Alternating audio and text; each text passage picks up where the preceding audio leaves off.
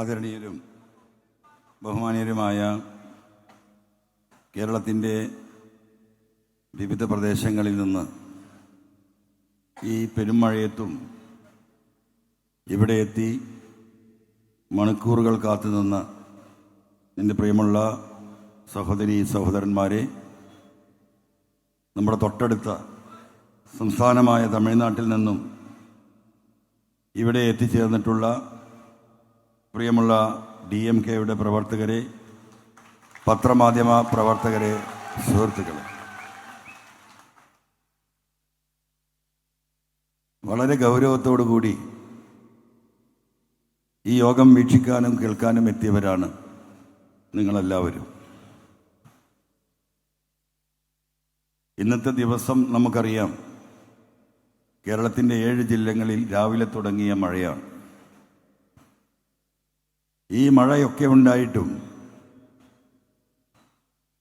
ഇങ്ങോട്ട് കടന്നു വരുന്ന ജനതയെ മുഴുവൻ ഒരു നിലക്കല്ലെങ്കിൽ മറ്റൊരു നിലക്ക് തടുക്കാൻ ഭീഷണി ഉൾപ്പെടെ പ്രയോഗിച്ചിട്ടും ആ വേലിക്കെട്ടുകളെല്ലാം മറികടന്നുകൊണ്ടാണ് ഈ സാമൂഹിക മുന്നേറ്റത്തിൽ പങ്കെടുക്കാൻ നിങ്ങളിവിടെ എത്തിയിട്ടുള്ളത്. അങ്ങനെ എത്തിച്ചേർന്ന ഇതിനോട് സഹകരിച്ച ഈ സാമൂഹിക മുന്നേറ്റത്തിന് കഴിഞ്ഞ കുറേ ദിവസങ്ങളായി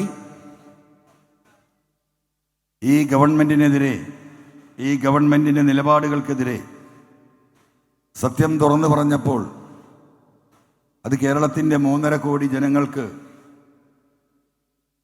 അപ്പോൾ എത്തിച്ചു നൽകാൻ സഹായിച്ച കേരളത്തിലെ പത്രമാധ്യമ പ്രവർത്തകരുൾപ്പെടെയുള്ള കേരളത്തിലെ മുഴുവൻ ജനതയോടും ആദ്യം തന്നെ ഞാൻ കടപ്പെട്ടിരിക്കുന്നു, നന്ദി അർപ്പിക്കുകയാണ്. എന്തുകൊണ്ട് ഇങ്ങനെയൊരു യോഗം? എന്തുകൊണ്ട് ഒരു സാമൂഹിക മുന്നേറ്റമായി, ഒരു സാമൂഹിക മുന്നേറ്റ സംവിധാനമായി ഡെമോക്രാറ്റിക് മൂവ്മെന്റ് ഓഫ് കേരള ഈ മണ്ണിൽ പിറക്കുന്നു എന്ന് നിങ്ങൾ ഓരോരുത്തരും ചിന്തിച്ചിട്ടുണ്ടാകും. ആ ചിന്തയുടെ ഭാഗമായിട്ടാണ് പ്രിയപ്പെട്ട നിങ്ങളെല്ലാവരും ഇന്നിവിടെ എത്തിച്ചേർന്നിട്ടുള്ളത്. ഭരണകൂടം എന്ന് പറയുന്നത്, ഗവൺമെൻറ് എന്ന് പറയുന്നത് ആ ഗവൺമെൻറ് ഉൾക്കൊള്ളുന്ന മുഴുവൻ ജനങ്ങൾക്കുള്ളതാണ്. അതിൽ ഭരണപക്ഷ പ്രതിപക്ഷ ഭേദമില്ല. ഒരു ജനാധിപത്യ സംവിധാനത്തിൻ്റെ ഭരണഘടന വിഭാവനം ചെയ്യുന്ന ഒരു ഭരണ സംവിധാനമാണ് ഒരു സംസ്ഥാന ഗവൺമെൻറ്. ആ ഗവൺമെൻറ്, അതിൽ ഭരണകക്ഷി MLA-മാരുണ്ടാകും, പ്രതിപക്ഷ MLA-മാരുണ്ടാകും. ഭരണഘടനയിൽ പ്രതിപക്ഷ MLA-ക്ക് ഇന്ന പ്രിവിലേജ്, ഭരണകക്ഷി MLA-ക്ക് ഇന്ന പ്രിവിലേജ് എന്നൊരിക്കലും അനുശാസിക്കുന്നില്ല. ജനങ്ങൾ തിരഞ്ഞെടുത്ത 140 MLA-മാരുടെയും പ്രിവിലേജും കടമകളും ഉത്തരവാദിത്തങ്ങളും സാമൂഹ്യ ബോധവുമൊക്കെ ഭരണഘടനാ പ്രകാരം ഒന്നാണ്. അങ്ങനെയുള്ള ഒരു MLA എന്ന നിലക്ക് ജനങ്ങളോട് ഉത്തരം പറയേണ്ട ചില വിഷയങ്ങൾ എൻ്റെ ശ്രദ്ധയിൽപ്പെടുകയും അത് നാട് ഭരിക്കുന്ന ഗവൺമെൻറ്റിനെ, അതിന് നേതൃത്വം നൽകുന്ന മുഖ്യമന്ത്രിയെ, ഈ ഗവൺമെൻറ്റിനെ അധികാരത്തിലെത്തിയ ഇടതുപക്ഷ ജനാധിപത്യ മുന്നണി നേതൃത്വത്തെ, ഇവരെയൊക്കെ വിവിധ ഘട്ടങ്ങളിലായി ഈ നാടിൽ നടമാടിക്കൊണ്ടിരിക്കുന്ന ഞാൻ ജനങ്ങളുടെ മുന്നിലേക്ക് തുറന്നു പറഞ്ഞ വളരെ മോശപ്പെട്ട ചില പ്രവർത്തികൾ ഈ സമൂഹത്തോട് എനിക്ക് വിളിച്ചു പറയേണ്ടി വന്നത്. അപ്പോൾ ഭരണകക്ഷി MLA എങ്ങനെ ഇത് പറയുന്നു? ഇതാണ് ഈ സമൂഹത്തിൽ നിന്ന് ഉയർന്ന ചോദ്യം. അതുകൊണ്ടാണ് ഞാൻ ആദ്യം സൂചിപ്പിച്ചത്, രാജ്യത്തിൻ്റെ ഭരണഘടന ഭരണപ്രതിപക്ഷ ഭേദമില്ലാതെ എല്ലാ MLA-മാർക്കും നൽകിയിട്ടുള്ള ഉത്തരവാദിത്തമെന്ന്. ആ ഉത്തരവാദിത്തമാണ് യഥാർത്ഥത്തിൽ ഞാൻ നിർവഹിച്ചത്. ഗവൺമെന്റ് മുന്നിൽ ചൂണ്ടിക്കാണിച്ചു കൊടുത്ത വിഷയങ്ങൾ, ആ വിഷയങ്ങൾ ഇപ്പോഴും ഈ സമൂഹത്തിൻ്റെ മുന്നിൽ ഒരു ചോദ്യചിഹ്നമായി നിൽക്കുകയാണ്. ഒന്നാമതായി ഞാൻ ചൂണ്ടിക്കാണിച്ചത് കരിപ്പൂർ എയർപോർട്ടുമായി ബന്ധപ്പെട്ട് നടത്തിയ സ്വർണ്ണക്കള്ളക്കടത്തും ആ സ്വർണ്ണക്കള്ളക്കടത്തിൻ്റെ പിന്നിൽ പ്രവർത്തിച്ച കേരളത്തിലെ ലോ ആൻഡ് ഓർഡറിൻ്റെ ADGP അജിത് കുമാറും മുഖ്യമന്ത്രിയുടെ പൊളിറ്റിക്കൽ സെക്രട്ടറി P ശശിയും നേതൃത്വം നൽകിയ ആ കള്ളക്കടത്ത് സംഘത്തിൻ്റെ ഓരോ പ്രവൃത്തികളും പൊതുസമൂഹത്തിൽ നിന്നും ഇതുമായി ബന്ധപ്പെട്ടവരിൽ നിന്നും ചോദിച്ച് മനസ്സിലാക്കി കിട്ടിയ തെളിവുകളുടെ അടിസ്ഥാനത്തിൽ ഈ ഗവൺമെന്റിന്റെ മുന്നിൽ ഇതിനെക്കുറിച്ച് അന്വേഷിക്കണമെന്ന് പറഞ്ഞുകൊണ്ടൊരു പരാതി കൊടുക്കുകയാണ്. അതോടൊപ്പം നാട്ടിലെ ഏറ്റവും പ്രമാദമായ എടവണ്ണ റിദാൻ വധക്കേസും കഴിഞ്ഞ 13-14 മാസമായി കാണാത്ത കോഴിക്കോട്ടെ വ്യവസായി മുഹമ്മദ് മാമിയുടെയും തിരോധനവും, ഈ 3-4 വിഷയങ്ങളാണ് പ്രധാനമായിട്ടും ഞാൻ ഗവൺമെന്റിന് പരാതി കൊടുത്തത്. ആ പരാതി അന്വേഷിക്കാൻ സംസ്ഥാന ഗവൺമെന്റ് ഒരു SIT രൂപീകരിച്ചു. അതോടൊപ്പം നമ്മുടെ തൃശ്ശൂർ പൂരം കലക്കുകയും കലക്കിക്കുകയും ചെയ്തതാണെന്നും അതൊരു രാഷ്ട്രീയ ദുരുദ്ദേശത്തോടുകൂടി ADGP അജിത് കുമാറിന്റെ നേതൃത്വത്തിൽ വളരെ വിശാലമായ ഗൂഢാലോചന നടത്തി ആ പൂരം കലക്കി ഭാരതീയ ജനതാ പാർട്ടിക്ക് ഒരു ലോകസഭാ സീറ്റ് വാങ്ങിക്കൊടുക്കുന്ന ഒരു ഗൂഢാലോചന അതിൻ്റെ പിന്നിൽ ഉണ്ട് എന്നും പറഞ്ഞുകൊണ്ടായിരുന്നു ഞാൻ പരാതി നൽകിയിരുന്നത്. പരാതി അന്വേഷിക്കാനുണ്ടാക്കിയ SIT 30 ദിവസത്തിനുള്ളിൽ സർക്കാരിന് അന്വേഷിച്ച് ഈ വിഷയങ്ങൾ കണ്ടെത്തി താൽക്കാലികം പ്രൈമാ ഫേഷ്യയുള്ള ഒരു റിപ്പോർട്ട് നൽകും, അതിനുശേഷം നടപടി എന്ന നിലപാടാണ് ബഹുമാനപ്പെട്ട മുഖ്യമന്ത്രി എടുത്തിട്ടുള്ളത്. ഭരണകക്ഷിയിലെ ഇടതുപക്ഷ ജനാധിപത്യ മുന്നണിയിലെ ഘടകകക്ഷികൾ ഉൾപ്പെടെയുള്ള കേരളത്തിൻ്റെ പൊതുസമൂഹം ഒന്നടങ്കം ആവശ്യപ്പെട്ടിട്ടും ആ തീരുമാനത്തിൽ നിന്ന് മാറാൻ ബഹുമാനപ്പെട്ട മുഖ്യമന്ത്രി തയ്യാറായില്ല. അന്ന് മുഖ്യമന്ത്രി പറഞ്ഞിരുന്ന ന്യായം 30 ദിവസത്തിനുള്ളിൽ അന്വേഷണ റിപ്പോർട്ട് വരും, അത് വരട്ടെ, അത് പരിശോധിക്കട്ടെ, അത് പഠിക്കട്ടെ, എന്നിട്ട് തീരുമാനം. ഇന്ന് 32ാമത്തെ ദിവസമാണ്. കഴിഞ്ഞ 1 മണിക്കൂറിൽ അതിൻ്റെ മോഡിൽ എന്തെങ്കിലും തീരുമാനമെടുത്തോ എന്ന് എനിക്കറിയില്ല. പത്രക്കാരെടുത്ത് വല്ല വിവരമുണ്ടോ? വല്ല നടപടി ഉണ്ടായിട്ടുണ്ടോ? ഇല്ലല്ലോ. എന്ന് പറഞ്ഞാൽ മുഖ്യമന്ത്രി ഭരണകക്ഷിക്കും പ്രതിപക്ഷത്തിനും 3.5 കോടി ജനങ്ങൾക്കും അവസാനമായി നൽകിയ വളരെ വാശി പിടിച്ച തീരുമാനമായിരുന്നു 30 ദിവസം കഴിയട്ടെ, അന്വേഷണ റിപ്പോർട്ട് വരട്ടെ. എന്തേ 32 ദിവസമായി? 30ാമത്തെ ദിവസം തന്നെ DGPയുടെ നേതൃത്വത്തിൽ അന്വേഷണ റിപ്പോർട്ട് കൊടുത്തു. ആദ്യം കൊടുത്തത് പൂരം സംബന്ധിച്ച റിപ്പോർട്ടാണ്. എന്താ റിപ്പോർട്ടിൽ പറഞ്ഞത്? ADGP അജിത് കുമാറിന് പൂരം കലക്കലുമായി ബന്ധപ്പെട്ടിട്ട് വീഴ്ച സംഭവിച്ചിട്ടുണ്ട് എന്നാണ് റിപ്പോർട്ട്. അങ്ങനെ ഒരു റിപ്പോർട്ട് കിട്ടിയാൽ ഒരു ഗവൺമെന്റ് എന്ത് ചെയ്യും? ആ നിമിഷം ആ വ്യക്തിയെ സസ്പെൻഡ് ചെയ്ത് മാറ്റി നിർത്തും, അല്ലേ? സ്വർണ്ണക്കള്ളക്കടത്തും മാമി കേസും റിദാൻ വധക്കേസുമൊക്കെ അന്വേഷണങ്ങൾ ഇനിയും ഒരുപാട് നടക്കേണ്ടതുണ്ട്. പക്ഷെ ഒരു അന്വേഷണവും നടത്താതെ 1 മണിക്കൂർ കൊണ്ട് കേസ് അന്വേഷിക്കുന്ന SITയുടെ തലവനായ DGPക്ക് ഈ പറയുന്ന അജിത് കുമാറിനെ നിമിഷം കൊണ്ട് സസ്പെൻഡ് ചെയ്യാനുള്ള അദ്ദേഹത്തിൻ്റെ സ്വത്ത് സമ്പാദനവുമായ രേഖകൾ എല്ലാം തിരുവനന്തപുരത്തെ പോലീസ് ഹെഡ്ക്വാർട്ടേഴ്സിൽ നിന്ന് 2 കിലോമീറ്റർ അപ്പുറം, കേരളത്തിൻ്റെ നിയമസഭയിൽ നിന്ന് 1 കിലോമീറ്റർ അപ്പുറം, ആ ചുറ്റുപാടിലാണ് ഈ മുതൽ മുഴുവൻ വാങ്ങിക്കൂട്ടിയിരിക്കുന്നത്. വാങ്ങിയതിൻ്റെയും വിറ്റതിൻ്റെയും ഡോക്യുമെന്റ്സ്. 35 ലക്ഷം രൂപക്ക് ഒരു ഫ്ലാറ്റ് വാങ്ങുന്നു, നയാ പൈസ വൈറ്റായി കൊടുത്തിട്ടില്ല. നമ്മളൊക്കെ ഒരു 10,000 അല്ലെങ്കിൽ 1 ലക്ഷം രൂപയുടെ വസ്തു വാങ്ങുമ്പോൾ പോലും അതിൻ്റെ ഒഫീഷ്യൽ എമൗണ്ട് സർക്കാർ നിശ്ചയിച്ചൊരു വാല്യൂ ഉണ്ടാവും. ആ വാല്യൂ പൂർണ്ണമായിട്ടും ബാങ്ക് ട്രാൻസാക്ഷനെ നടത്താൻ നിയമം അനുവദിക്കുന്നുള്ളൂ. അങ്ങനെ കേരളത്തിൽ നടക്കുകയുള്ളൂ, അങ്ങനെ നടത്താൻ സാധിക്കുകയുള്ളൂ. പക്ഷേ ഈ നാട് ഭരിക്കുന്ന ADGP അജിത് കുമാർ 35 ലക്ഷത്തിൻ്റെ അൺഅക്കൗണ്ടഡ് മണി ഫ്ലാറ്റ് ഉടമക്ക് നൽകുന്നു. ആധാരത്തിൽ കൃത്യമായി എഴുതിയിരിക്കുന്നു പെയ്ഡ് ബൈ ക്യാഷ്. എത്രയാ? 35 ലക്ഷം. 10ാമത്തെ ദിവസം ഫെബ്രുവരി 19 വാങ്ങുന്നു, ഫെബ്രുവരി 18 വാങ്ങുന്നു, ഫെബ്രുവരി 28 തോന്നുന്നു വിൽക്കുന്നു. 10ാമത്തെ ദിവസം എത്ര ലക്ഷത്തിനാ?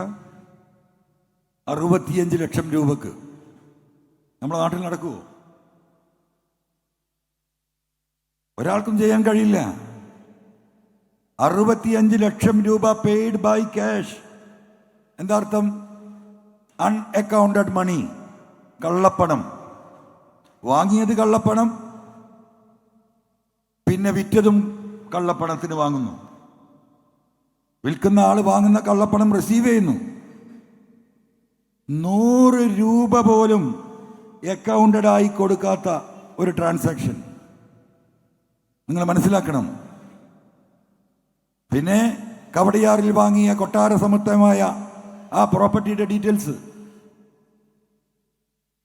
ഈ 2 കാര്യങ്ങൾ മാത്രം മതി ഈ പറയുന്ന ADGP അജിത് കുമാറിനെ സ്പോട്ടിൽ സസ്പെൻഡ് ചെയ്യാൻ സാധിക്കും. 1 ദിവസം അല്ലെങ്കിൽ 2 ദിവസം അല്ലെങ്കിൽ ഒരാഴ്ച എടുത്തോട്ടെ. PV അൻവർ നൽകിയ ഈ ഡോക്യുമെന്റുകൾ വെരിഫൈ ചെയ്യണം. മുഖ്യമന്ത്രി പറഞ്ഞതുപോലെ കള്ളാരോപണം നടത്തി നടക്കുന്ന അൻവർ കള്ള ഡോക്യുമെന്റും കൊടുക്കാമല്ലോ, പരിശോധിക്കാം. ആ പരിശോധന നടത്താൻ ഈ ഗവൺമെന്റ് നൽകിയിരിക്കുന്ന സമയം എത്രയും അറിയോ നിങ്ങൾക്ക്? 6 മാസം. അതിന് കാരണം എന്താ? ആ അന്വേഷണ റിപ്പോർട്ട് അങ്ങോട്ട് കൊടുത്താൽ ആ സെക്കൻഡിൽ ഇദ്ദേഹത്തെ സസ്പെൻഡ് ചെയ്യണം. ഇപ്പോ 30 ദിവസം കഴിഞ്ഞ് 32ാമത്തെ ദിവസമായി. ഒരു കുലുക്കുമില്ല ബഹുമാനപ്പെട്ട മുഖ്യമന്ത്രിക്ക്. എവിടെ CPI? CPI മിനിയാന്ന് വരെ പറഞ്ഞല്ലോ 30 ദിവസത്തിനപ്പുറം 1 മിനിറ്റ് അപ്പുറത്തേക്ക് പോകാൻ CPI സമ്മതിക്കില്ല. ആ അന്വേഷണ റിപ്പോർട്ട് കിട്ടിയാൽ അജിത് കുമാറിനെ മാറ്റി നിർത്തും. അജിത് കുമാറിനെ മാറ്റി നിർത്തിയിട്ട് എന്താ കാര്യം? എന്ത് കാര്യം? ആരാണ് അജിത് കുമാർ? കേരളത്തിലെ പോലീസിന്റെ മുഴുവൻ ഡിപ്പാർട്ട്മെന്റുകളും ഭരിക്കുന്ന, വിജിലൻസ് ആയാലും ക്രൈംബ്രാഞ്ച് ആയാലും SSB ആയാലും എല്ലാ ADGPമാരും ഈ അജിത് കുമാറിന്റെ മൂക്കിന് മുമ്പിൽ ചൂളയിടില്ല. ഇവിടെ ഇരിക്കുന്ന പോലീസ് ഉദ്യോഗസ്ഥർക്കൊക്കെ അറിയല്ലോ, സംഹാര താണ്ഡവമാണ് പോലീസ് ഹെഡ്ക്വാർട്ടേഴ്സിൽ. ആ സംഹാര താണ്ഡവമാടുന്ന അജിത് കുമാറിനെ CPI പറയുന്നത് പോലെ ഈ കസേരയിൽ നിന്നെടുത്ത് ആ കസേരയിലേക്ക് ഇരുത്തിയാൽ ഒരു കാര്യവുമില്ല. CPI കാത്തു നിൽക്കുന്ന അതിനാണ്. പക്ഷെ എന്ത് സംഭവിച്ചു എന്നറിയോ നിങ്ങൾക്ക്? എന്തായിരുന്നു CMO ഓഫീസ് ഈ റിപ്പോർട്ടിൽ പ്രതീക്ഷിച്ചിരുന്നത്? ADGP അജിത് കുമാറിനെതിരെ പൂരം കലക്കിയത് ഉൾപ്പെടെയുള്ള DGP നൽകുന്ന റിപ്പോർട്ടിൽ അദ്ദേഹത്തിനെ കുറ്റപ്പെടുത്തുന്ന ഒരു വരി പോലും ഉണ്ടാകില്ല എന്ന് കേരളത്തിന്റെ മുഖ്യമന്ത്രിയും പി ശശിയും കണക്ക് കൂട്ടി. എന്തുകൊണ്ട് കണക്ക് കൂട്ടി? എനിക്കെതിരെ മുഖ്യമന്ത്രി ആദ്യമായി പ്രസ്താവന നടത്തുന്ന, ഞാൻ ഈ കള്ളക്കടത്ത് സംഘത്തിന്റെ പിന്നിൽ പ്രവർത്തിച്ച് പോലീസ് ഈ കള്ളക്കടത്ത് തടയുന്നതിനെടുക്കുന്ന നടപടികൾ ഇല്ലാതാക്കാൻ അവർക്ക് കൂട്ടുനിൽക്കുകയാണ് പി വി അൻവർ എന്ന് വ്യംഗ്യേന പറഞ്ഞപ്പോ കൂട്ടത്തിൽ എന്താ പറഞ്ഞത്? പി ശശി ഏറ്റവും നല്ല ഉദ്യോഗസ്ഥനാണ്, മാതൃകാപരമായ പ്രവർത്തനം അല്ലേ? പിന്നെ ADGP അജിത് കുമാർ കൃത്യനിഷ്ഠതയോടുകൂടി പ്രവർത്തിക്കുന്ന പോലീസ് ഉദ്യോഗസ്ഥൻ. പി വി അൻവർ നൽകിയിരിക്കുന്ന എല്ലാ പരാതികളും ജനങ്ങളുടെ മുന്നിൽ ഞാനിതാ അവജ്ഞയോടെ തള്ളിക്കളയുന്നു. എന്താണ് ആ സ്റ്റേറ്റ്മെന്റിന്റെ അർത്ഥം? ഇത് അന്വേഷിക്കാൻ പോയ പോലീസുകാരെ അജിത് കുമാറിന്റെ സ്വന്തം ആളാണ്.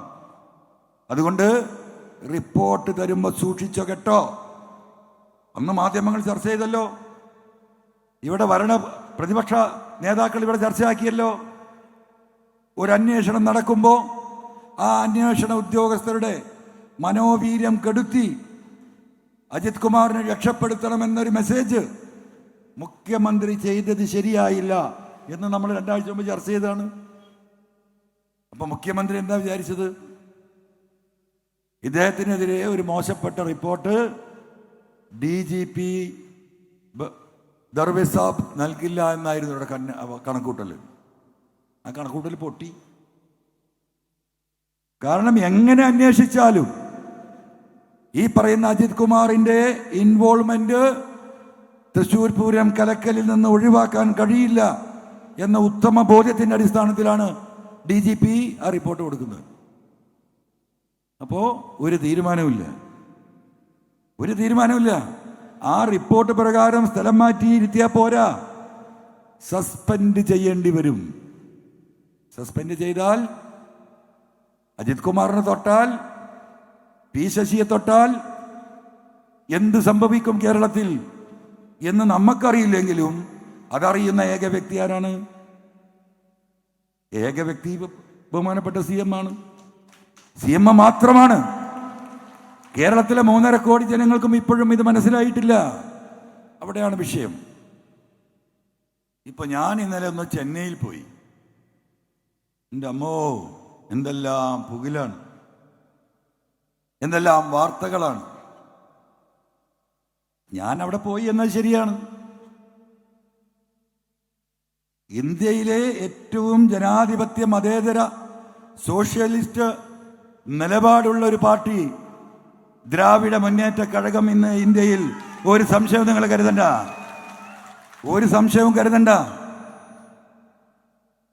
ആ നേതാവിനെയും ആ പാർട്ടിയെയും ഞാൻ പോയി കണ്ടിട്ടുണ്ട്. പിന്നെ ഞാൻ RSSന്റെ കേന്ദ്രത്തിലേക്ക് പോണോ? ഞാൻ RSSന്റെ കേന്ദ്രത്തിലേക്കാണ് പോയതെങ്കിൽ എല്ലാ സപ്പോർട്ടും നൽകുമായിരുന്നല്ലോ ഈ ഗവൺമെന്റ്. ഇന്ന് എന്തുണ്ടായി എന്നറിയോ നിങ്ങൾക്ക്? മുഖ്യമന്ത്രിയുടെ ഓഫീസിലെ ഏറ്റവും ഉയർന്ന ഒരു സെക്രട്ടറി ആദ്യത്തെ ഫ്ലൈറ്റിന് ചെന്നൈ പോയിരിക്കുക. അവിടെ ഇന്ന് എയർ ഷോ നടക്കുക, ഡിഫൻസിന്റെ. ആ എയർ ഷോ കാണാൻ പോയിരിക്കുന്നു ആര്? ബഹുമാനപ്പെട്ട തമിഴ്നാട് മുഖ്യമന്ത്രി. അവിടെ പോയി തിരക്കി അദ്ദേഹത്തെ ബന്ധപ്പെടാൻ ശ്രമിച്ച് എനിക്കെതിരെ സ്റ്റേറ്റ്മെന്റ് കൊടുക്കണം. ഞങ്ങൾ ഇവിടുന്ന് തള്ളിയതാ. എനിക്ക് കിട്ടിയ വിവരമാണ്. അപ്പോ എന്താ ഉദ്ദേശം? എന്താണ് DMK? ദ്രാവിഡ മുന്നേറ്റ കഴകം എന്ന് പറയുന്ന രാഷ്ട്രീയ പ്രസ്ഥാനം ഈ പറയുന്ന ഫാസിസ്റ്റ് ശക്തിയെ തമിഴ്നാട്ടിലേക്ക് കയറിയിരിക്കാൻ അനുവദിച്ചിട്ടില്ല. ഈ പാർലമെന്റ് തെരഞ്ഞെടുപ്പിന്റെ തൊട്ടുമുമ്പായി ചെന്നൈയിൽ നടന്നൊരു നിയമസഭാ ഉപതെരഞ്ഞെടുപ്പിൽ BJP കിട്ടിയ വോട്ട് എത്ര അറിയോ നിങ്ങൾക്ക്? നോട്ടക്ക് പുറകിൽ. എത്ര ശതമാനമാണ് ഹൈന്ദവർ തമിഴ്നാട്ടിൽ എന്ന് നിങ്ങൾക്കറിയോ? 83% ഹൈന്ദവരുള്ള തമിഴ്നാട്ടിൽ വർഗീയത മാത്രം പ്രസംഗിക്കുന്ന, മനുഷ്യരിൽ വിഭാഗീയത മാത്രം വിൽക്കുന്ന, മനുഷ്യരെ പരസ്പരം വെട്ടിമുറിക്കണമെന്ന് ആഹ്വാനം ചെയ്യുന്ന ഈ ഫാസിസ്റ്റ് സംഘടന നോട്ടക്ക് പുറകിൽ ആ നേതാവിനെ ഞാൻ തെരഞ്ഞു പോകാതിരിക്കുവോ? ഇവിടെ ഒരു അത്താണി വേണ്ടേ? ഞാൻ നടത്തിയ ഒരു അത്താണിക്ക് വേണ്ടിയുള്ള പരിശ്രമം പോലും അതിൻ്റെ കടക്കൽ കത്തിവെക്കാൻ ശ്രമിക്കുന്നു ഫാസിസത്തിന്റെ മറ്റൊരു മുഖം. പാർലമെന്റ് തെരഞ്ഞെടുപ്പ് ഇപ്പൊ കഴിഞ്ഞിട്ടല്ലേ ഉള്ളൂ. 40 പാർലമെന്റ് അംഗങ്ങളാണ് തമിഴ്നാടിനുള്ളത്. തമിഴ്നാട്ടിലെ DMK കഴിഞ്ഞാൽ ആ പാർട്ടിയിലുള്ള മുഴുവൻ ഘടകകക്ഷികളെയും കാര്യം നമുക്കെല്ലാവർക്കും അറിവുള്ളതാണ്. ആ പാർട്ടിക്ക് നിർലോഭമാണ് സീറ്റുകൾ കൊടുത്തത്. 9 സീറ്റ് കോൺഗ്രസിന് കൊടുത്തിരിക്കുന്നു, 2 സീറ്റ് CPM-ന് കൊടുത്തിരിക്കുന്നു, അങ്ങനെ മുസ്ലിം ലീഗിന് കൊടുത്തിരിക്കുന്നു. പാർലമെന്റിലില്ല. ഒപ്പം നിൽക്കുന്ന എല്ലാവർക്കും. CPM-ന്റെ സീറ്റ് കോയമ്പത്തൂരായിരുന്നു. പക്ഷേ കോയമ്പത്തൂർ BJP-യുടെ സംസ്ഥാന പ്രസിഡന്റ് അണ്ണയമലൈ മത്സരിക്കാൻ തീരുമാനിക്കുന്നു. തമിഴ്നാട്ടിൽ നിന്നൊരു 4-5 സീറ്റ് പിടിച്ചെടുക്കണമെന്ന വാശിയുള്ള പാർട്ടി അമിത്ഷായും മോഡിയും നിരന്തരമായി തമിഴ്നാട്ടിൽ കയറി ഇറങ്ങുന്നു. കോയമ്പത്തൂരിൽ BJP സാന്നിധ്യം ഉറക്കുന്നു എന്ന വാർത്തകൾ വരുന്നു. എന്ത് ചെയ്തു സ്റ്റാലിൻ? കോയമ്പത്തൂർ സീറ്റ് DMK ഏറ്റെടുക്കുന്നു. എന്നിട്ടോ ലീഗിന്റെ ഉറച്ചുകോട്ട മലപ്പുറം എന്ന് പറയുന്നത് പോലെ DMK-യുടെ ഉറച്ച കോട്ട ഡിണ്ടിഗൽ. ആരെ നിർത്തിയാലും ജയിക്കും. അവിടെയാ സീറ്റ് കൊടുത്തു CPM-ന്. എന്നിട്ട് അണ്ണാമലയ്ക്കെതിരെ പോരാടി ഈ പാർട്ടി. BJP-യുടെ സംസ്ഥാന അധ്യക്ഷനെ ബഹുഭൂരിപക്ഷത്തിന് അവിടെ പരാജയപ്പെടുത്തി DMK ജയിച്ചു. തമിഴ്നാട്ടിൽ ഒരാൾക്ക് ഒരു സീറ്റ് പോലും BJP-ക്ക് കൊടുക്കില്ലെന്ന് പ്രഖ്യാപിച്ച ആ പാർട്ടി 40-ൽ 40 സീറ്റും നേടിയെടുത്തു. അപ്പോഴോ നമ്മളെ കേരളത്തിൽ എന്താ ചെയ്തത്? ഒരു നിലക്കും രാഷ്ട്രീയമായി കടന്നു വരാൻ BJP-ക്ക് ഒരു പഴുതുമില്ലാത്ത കേരളത്തിൽ വളരെ വിശാലമായ പരവതാനി തൃശ്ശൂരിൽ വിരിച്ചു കൊടുക്കുന്നു. ആരാ കൊടുത്തത്? കേരളത്തിന്റെ മുഖ്യമന്ത്രി. ഒരു മടിയുമില്ലാതെ നേർക്ക് നേരെ നിന്ന് ഞാൻ പറയും. അതാണ് പൂരം അന്വേഷിച്ചിട്ട് ഇപ്പോഴും DGP-ക്കെതിരെ നടപടിയെടുക്കാത്തത്. എന്താണ് തൃശ്ശൂർ പൂരം? തൃശ്ശൂരിന്റെ വികാരം മാത്രമാണോ? ഈ കേരളത്തിന്റെ വികാരമാണ് തൃശ്ശൂർ പൂരം. അതിൽ ജാതിമത വ്യത്യാസമില്ല. അവിടുത്തെ ജനങ്ങളെ ഈ സർക്കാരിനെതിരാക്കാനുള്ള ഏറ്റവും നല്ല ആയുധം പൂരം കലക്കണം. കലക്കിയാൽ മാത്രം പോരാ, ഒന്നായിട്ട് കലക്കണം. 2 ദിവസമാണ് ഈ അജിത് കുമാർ ക്യാമ്പ് ചെയ്തല്ലോ. റിപ്പോർട്ട് കൊടുത്തല്ലോ. എന്തായിരുന്നു ആദ്യം പറഞ്ഞിരുന്നത്? അജിത് കുമാർ തൃശ്ശൂരിൽ ആ ദിവസം തലേന്നുമില്ല. ഞാനന്നും പറഞ്ഞു, എന്തിനാണ് അജിത് കുമാർ അവിടെ നിൽക്കേണ്ട ആവശ്യം? അദ്ദേഹം ഗ്രൗണ്ടിൽ ഇറങ്ങിയിട്ട് പൂരം കലക്കാനാണെങ്കിൽ ഈ പറയുന്നത് ശരിയാണ്. പക്ഷേ മുൻകൂട്ടി ഉണ്ടാക്കിയ, പ്ലാൻ ചെയ്ത കഥയും തിരക്കഥയും സംവിധാനവും ഒരുക്കി അതിൽ അഭിനയിക്കാൻ ഒരു IPS ഓഫീസറെ ചുമതലപ്പെടുത്തി തൃശ്ശൂരിൽ നിന്നുകൊണ്ട് നേരിട്ട് നിയന്ത്രിച്ചു. എന്താ ധൈര്യം? അദ്ദേഹത്തിന്റെ സാന്നിധ്യം അവിടെ ആവശ്യമുണ്ടോ? ഈ പോലീസ് ഉദ്യോഗസ്ഥർക്ക് ഇന്ന രീതിയിൽ ചെയ്യണമെന്ന് പറഞ്ഞ് പോലീസ് ഹെഡ്ക്വാർട്ടേഴ്സിൽ അദ്ദേഹത്തിനെ നിയന്ത്രിക്കാലോ. അപ്പൊ എന്താണ് അജിത് കുമാർ കരുതിയത്? ഇതിന്റെ മുകളിലൊന്നും ഒരു കാലത്തും ഒരു അന്വേഷണവും വരില്ല. അപ്പൊ മുഖ്യമന്ത്രിയെ തൃപ്തിപ്പെടുത്തണം. മനസ്സിലായോ? ഗൂഢാലോചന നടത്തി ഒരു കുറ്റകൃത്യം ചെയ്യാൻ ഒരു സംസ്ഥാനത്തിന്റെ ADGP തീരുമാനിക്കുമ്പോൾ അതിന്റെ മുന്നിൽ നിന്നത് നയിക്കേണ്ട കാര്യമൊന്നുമില്ല. വിദൂരത്ത് നിന്നുകൊണ്ട് നിയന്ത്രിക്കാൻ സാധിക്കും ഏത് ADGPക്കും. പക്ഷേ നേരിട്ട് നിയന്ത്രിക്കുക, എന്നിട്ട് ഇതൊക്കെ കഴിഞ്ഞിട്ട് ഇങ്ങനെ ചെല്ലാണ്. മനസ്സിലായില്ലേ? എങ്ങനെയുണ്ട്? അഭിമാനം കൊള്ളുന്നു. ആ പൂരങ്കലയ്ക്ക് BJPക്ക് ഒരു സീറ്റ് ഉണ്ടാക്കി കൊടുത്തു കേരളത്തിൽ. ഇപ്പൊ ഞാൻ ഇവരുടെ മൂട്ടിൽ നിൽക്കണമോ? BJPക്ക് കടന്നു കയറാൻ എല്ലാ വാതിലുകളും കൊട്ടിയടച്ച ദ്രാവിഡ മുന്നേറ്റ കഴകം സ്റ്റാലിനെ പോലെയുള്ള ഒരു നേതാവിനെ ഈ സാമൂഹിക മുന്നേറ്റത്തിന് ഞാനൊരു രാഷ്ട്രീയ പാർട്ടി രൂപീകരിക്കാനല്ല പോയത്. ഈ നാടിന്റെ വിപത്തിനെതിരെ ജനങ്ങളെ ഒരുമിച്ച് കൂട്ടിക്കൊണ്ട് ഒരു സാമൂഹിക മുന്നേറ്റം കേരളത്തിൽ ഞങ്ങൾ തുടങ്ങുന്നു. അതിന് താങ്കളുടെ ആശീർവാദം വേണം. തമിഴ്നാട്ടിലെ ജനങ്ങളുടെ ആശീർവാദം വേണം. ആ ആശീർവാദം തേടിപ്പോയതാ ഞാൻ. ഇതൊരു രാഷ്ട്രീയ മുന്നേറ്റമല്ല, ഇപ്പോൾ ഇതൊരു രാഷ്ട്രീയ പാർട്ടിയുമല്ല. ഇത് പരിപൂർണമായും ഒരു സാമൂഹിക മുന്നേറ്റമായി സമൂഹത്തിൽ ഇന്ന് നടക്കുന്ന ഇവിടുത്തെ നയരേഖയിൽ സൂചിപ്പിച്ച അനീതിക്കും അക്രമത്തിനുമെതിരെ ഈ നാട്ടിലെ നിഷ്കളങ്കരായ മനുഷ്യരെ അണിനിരത്തിക്കൊണ്ടുള്ള നിയമപരമായ ജനകീയ മുന്നേറ്റം, അതാണ് ഡെമോക്രാറ്റിക് മൂവ്മെന്റ് ഓഫ് കേരള ഉദ്ദേശിക്കുന്നത്. അതാണ് മനസ്സിലാക്കേണ്ടത്. അപ്പൊ ഇനി വേറെ തെരഞ്ഞെടുപ്പ് വരുന്നുണ്ടല്ലോ, പാലക്കാടും ചേലക്കരയിലും. പാവം കോൺഗ്രസ്സുകാർ പെടാൻ പോവാണ്. എന്താ സ്ഥിതി? പാലക്കാട് BJPക്ക് കച്ചവടം ഉറപ്പിച്ചു കഴിഞ്ഞു. അതിന്റെ അലയൊലികൾ അവിടെ ആരംഭിച്ചു കഴിഞ്ഞു. ചേലക്കര BJP CPM-ന് വോട്ട് ചെയ്യും. കൃത്യമായ പ്ലാനിംഗ്. ആരാ നേതൃത്വം? ഈ പറയുന്ന ADGP അജിത് കുമാർ. പാർലമെന്റിൽ ഒരു സീറ്റ്, നിയമസഭയിൽ ഒരു സീറ്റ്. അത് അങ്ങേരങ്ങ് ഹോൾസെയിലായിട്ട് ഏറ്റെടുത്തിരിക്കുകയാണ്.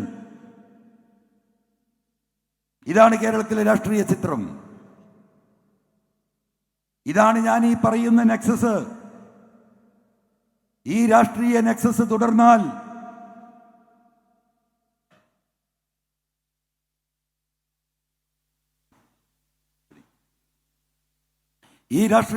തുടർന്നാൽ എന്ത് നീതിയാണ് കേരളത്തിലെ ജനങ്ങൾ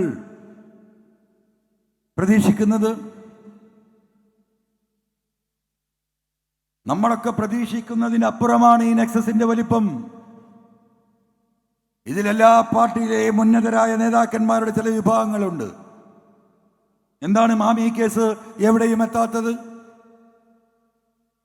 13 മാസം മുമ്പ് കോഴിക്കോട്ട് അങ്ങാടിയിൽ നിന്ന് ഒരു സാധാരണ മനുഷ്യനെ പോലെ കൂട്ടുകാരോടൊപ്പം വണ്ടിയിൽ കയറിപ്പോയ മാമിയെ കാണാനില്ല. ടൗണിൽ നിന്ന് 13 കിലോമീറ്റർ മാത്രം ദൂരമാണ് മാമി സഞ്ചരിച്ചിട്ടുള്ളത്. ടവർ ലൊക്കേഷൻ അങ്ങനെയാ പറയുന്നു. എവിടെ പോയി മാമി? അവിടെയാണ് ഈ നെക്സസ് പ്രവർത്തിക്കുന്നത്. ഒന്നും അറിയാത്ത ഒരു സാധു പയ്യൻ റിദാൻ ബാസിൽ എങ്ങനെയാണ് കൊല ചെയ്യപ്പെടുന്നത്? ഈ കള്ളക്കടത്ത് സംഘവുമായി ബന്ധപ്പെട്ട ADGP അജിത് കുമാറും സുജിത് ദാസുമായി ബന്ധപ്പെട്ട ചില വിവരങ്ങൾ ഈ റിദാൻ ബാസിലിന്റെ ഫോണിലുണ്ടായിരുന്നു അത്രേ. ഇടക്കാലത്ത് റിദാൻ ബാസിലിനെ പോലീസ് ഒരു ഇൻഫോമറായി ഉപയോഗിച്ചിരുന്നു. ആ ഇൻഫർമേഷന്റെ ഭാഗമായി പോലീസുമായി ബന്ധപ്പെട്ട ചില വിവരങ്ങൾ, വീഡിയോകൾ, വളരെ അപകടകരമായ ഫോൺ സന്ദേശങ്ങൾ റിദാൻ ബാസിലിന്റെ കയ്യിലെത്തുന്നു. റിദാൻ ബാസിൽ ഏറ്റവും അടുത്ത അവന്റെ ഉത്തരവാദിത്തപ്പെട്ടവരോട് ഈ കാര്യങ്ങൾ സൂചിപ്പിച്ചിട്ടുണ്ട്. കാരണം 1 വർഷം മുമ്പ് ഈ ഡാൻസ് ഓഫ് സംഘം ഈ റിദാൻ ബാസിലിനെ ഒരു മയക്കുമരുന്ന് കേസിൽ ഉൾപ്പെടുത്തി 1 വർഷത്തോളം ജയിലിലടച്ചതാണ്. ജയിലിൽ നിന്നാണ് മറ്റു ചങ്ങാത്തങ്ങൾ ഉണ്ടാകുന്നത്. ശിക്ഷ കഴിഞ്ഞ് പുറത്തിറങ്ങിയ റിദാൻ ബാസിൽ ഈ സംഘവുമായി ബന്ധപ്പെട്ട് സ്വർണം പൊട്ടിക്കൽ ഇൻഫോം ചെയ്യുന്ന ചെറിയ ചെറിയ വിവരങ്ങൾ കൊടുക്കുന്ന പോലീസിന്റെ ഡാൻസ് ഓഫിന്റെ ഒരു ഇൻഫോമറായി മാറുക. അപ്പോ പോലീസിനെതിരെ പ്രതികാരം ചെയ്യാനുള്ള നല്ലൊരു മനസ്ഥിതിയോട് കൂടിയിട്ടാണ് കരുതി കൂട്ടി ഈ റിദാൻ ബാസിൽ ഇൻഫോമറായി മാറുന്നത് എന്നാണ് ഞാൻ മനസ്സിലാക്കുന്നത്. പക്ഷെ പോലീസിനത് മനസ്സിലാക്കാൻ കഴിഞ്ഞില്ല. കുറച്ചങ്ങോട്ട് പോകുമ്പോഴാണ് ഈ കള്ളക്കടത്ത് സംഘത്തിന് ഈ കാര്യങ്ങൾ പിടികിട്ടുന്നത്. എന്തിനേറെ പറയുന്നു, മലപ്പുറം ജില്ലയിലെ ഒരു പോലീസ് ഓഫീസറോട് ഈ മരിക്കുന്നതിന്റെ 2 മാസം മുമ്പ് ഈ കുട്ടി പറഞ്ഞിട്ടുണ്ട്, എൻ്റെ അടുത്ത് ചില തെളിവുകളുണ്ട്, അത് ഞാൻ പുറത്തുവിടും. ഒരു പക്ഷേ ആ വിവരം അറിഞ്ഞാൽ അവർ എന്നെ ഇല്ലായ്മ ചെയ്തേക്കാമെന്ന് അന്ന് പോലീസിൽ പ്രവർത്തിക്കുന്ന ഒരു പോലീസ് ഉദ്യോഗസ്ഥനോട് റിദാൻ ബാസിൽ മൊഴി പറഞ്ഞിരിക്കുന്നു. SITയുടെ അന്വേഷണം ഇപ്പോഴും എവിടെ എത്തുന്നില്ല. ഞാൻ നൽകിയ പരാതിയിൽ SIT അന്വേഷിക്കേണ്ടതാണ് ഈ കേസ്.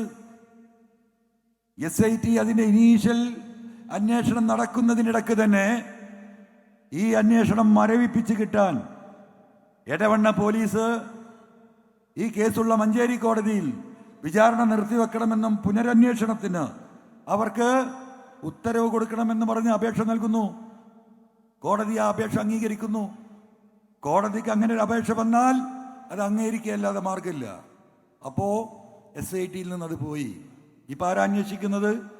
മുന്നേ അന്വേഷിച്ച അതേ സ്റ്റേറ്റ് പോലീസ് അജിത് കുമാർ. അങ്ങനെ കൂട്ടുപിടഞ്ഞു കിടക്കുന്നു. ഇതാണ് നാടിന്റെ അവസ്ഥ.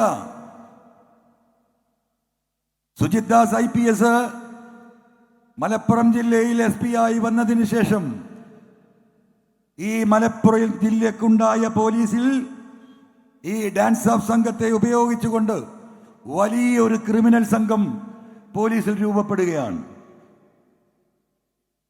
അവരുടെ ജോലി മയക്കുമരുന്ന് കച്ചവടം. മയക്കുമരുന്ന് അവർ തന്നെ ഇറക്കുമതി ചെയ്യുന്നു, അത് വിൽക്കാൻ ആളുകളെ ഏൽപ്പിക്കുന്നു. അവരിൽ നിന്ന് തന്നെ ഇരകളെ കണ്ടെത്തി കേസിൽ കൊടുക്കാൻ അപരാധികളോടൊപ്പം അപരാധികളുടെ എണ്ണം തികഞ്ഞില്ലെങ്കിൽ നിരപരാധികളെ കേസിൽ ബുക്ക് ചെയ്യുന്നു. എത്ര എണ്ണം സർക്കാർ ഉദ്യോഗസ്ഥൻ ജാമ്യം നിൽക്കേണ്ട പല കേസുകളിലും. കാരണം റിക്കവറി നടത്തുമ്പോൾ തഹസിൽദാർ ഉൾപ്പെടെയുള്ള ഉദ്യോഗസ്ഥന്മാരുടെ സാന്നിധ്യത്തിൽ വേണം ഇത് റെക്കോർഡ് ചെയ്യാൻ. ആ റെക്കോർഡ് ചെയ്ത പല കേസുകളിലും ഈ പറയുന്ന റവന്യൂ ഉദ്യോഗസ്ഥന്മാർ ആ സ്പോട്ടിലില്ല. പക്ഷേ അവരെ കൊണ്ട് സ്റ്റേറ്റ്മെന്റ് എഴുതി ഒപ്പിടിച്ച് വാങ്ങിയിരിക്കുന്നു. അവരുടെ സാന്നിധ്യത്തിലാണ് ഈ മയക്കുമരുന്ന് പിടികൂട്ടിയിട്ടുള്ളത് എന്ന്. പക്ഷേ അവരുടെ ടവർ ലൊക്കേഷൻ ആ സമയത്ത് പരിശോധിച്ചാൽ ഈ പറയുന്ന തിരൂര് താനൂര് പാലത്തിന്റെ ചോട്ടിലൊന്നും ഈ വില്ലേജ് ഓഫീസറും ഈ പറയുന്ന താലൂക്ക് ഉദ്യോഗസ്ഥരൊന്നും ആ സ്ഥലത്തില്ല. അന്വേഷണം വരുമ്പോൾ വരിയായിട്ട് വരാൻ പോവുകയാണ്. നിരപരാധികളെ ജയിലിൽ തള്ളിയ കേസുകൾ സത്യസന്ധമായി അന്വേഷിക്കുകയാണെങ്കിൽ ആ കേസ് ഈ സാധാരണ മനുഷ്യരെ കുടുക്കി ജയിലിലടച്ച ഉദ്യോഗസ്ഥന്മാർ ജയിലിലേക്ക് പോകും. ഒരു പ്രപഞ്ച സത്യം പോലെ ഈ തെളിവുകൾ ഇവിടെ കിടക്കുക. പക്ഷേ അന്വേഷണം വഴിതിരിച്ചു വിടുന്നു. ഒരു ജില്ലയാകെ ക്രിമിനലുകൾ അല്ലേ? എന്താ ബഹുമാനപ്പെട്ട മുഖ്യമന്ത്രി പറഞ്ഞത്? മലപ്പുറം ജില്ല ക്രിമിനലുകളുടെ നാട് അല്ലേ? ഉദ്ദേശിച്ചത് അതാണെങ്കിൽ പോലും ബഹുമാനപ്പെട്ട മുഖ്യമന്ത്രി നിങ്ങൾ മനസ്സിലാക്കണം, ഇവിടെ 10-25% അല്ലാത്ത മതസ്ഥരും ഈ ജില്ലയിൽ ജീവിക്കുന്നുണ്ട്. നിങ്ങൾ ഒരു മതത്തിൽപ്പെട്ടവരെ മാത്രം കുറ്റവാളിയാക്കുമ്പോൾ അവരോടൊപ്പം ഒരു പായൽ കിടന്നുറങ്ങുന്ന, ഒരു പാത്രത്തിൽ നിന്ന് ഭക്ഷണം കഴിക്കുന്ന ഈ അങ്ങാടിയിൽ ഇറങ്ങി മുഹമ്മദും ഭാസ്കരേട്ടനും ഒരു ചായ മുറിച്ചു കുടിക്കുന്ന മലപ്പുറം ജില്ലയിൽ അങ്ങനെ ഒരു സമൂഹം കൂടി ഇവിടെ ജീവിക്കുന്നുണ്ടോ പ്രിയപ്പെട്ട മുഖ്യമന്ത്രി? അവരെ കൂടി നിങ്ങൾ ക്രിമിനൽ വൽക്കരിക്കുന്നു. തിരുത്താൻ പാർട്ടി തയ്യാറുണ്ടോ? സ്റ്റേറ്റ്മെന്റ് തെറ്റാണെന്ന് പറയാൻ പാർട്ടി തയ്യാറുണ്ടോ? ഇല്ലല്ലോ. ഞാൻ ഉന്നയിച്ച ഈ കാര്യങ്ങൾ മുഴുവൻ അവജ്ഞയോടെ തള്ളിക്കളയുന്നു. ഈ നാട്ടിലെ സാധാരണക്കാരുടെയും പാവങ്ങളുടെയും പാർട്ടി എന്ന് പറയുന്ന കമ്മ്യൂണിസ്റ്റ് പാർട്ടിയുടെ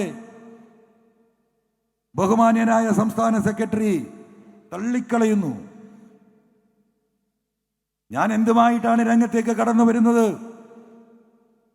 ഈ നാട്ടിലെ സാധാരണക്കാരായ പൊതുപ്രവർത്തകർക്ക്, സഖാക്കൾക്ക് ഈ വിഷയങ്ങളിൽ ഇടപെടാൻ കഴിയുന്നില്ല. പോലീസ് സ്റ്റേഷനുകളിൽ മിക്കതും അപരവൽക്കരിക്കപ്പെട്ടിരിക്കുന്നു. പൊതുപ്രവർത്തകരെ അപമാനപ്പെടുത്തുന്ന സംസ്കാരം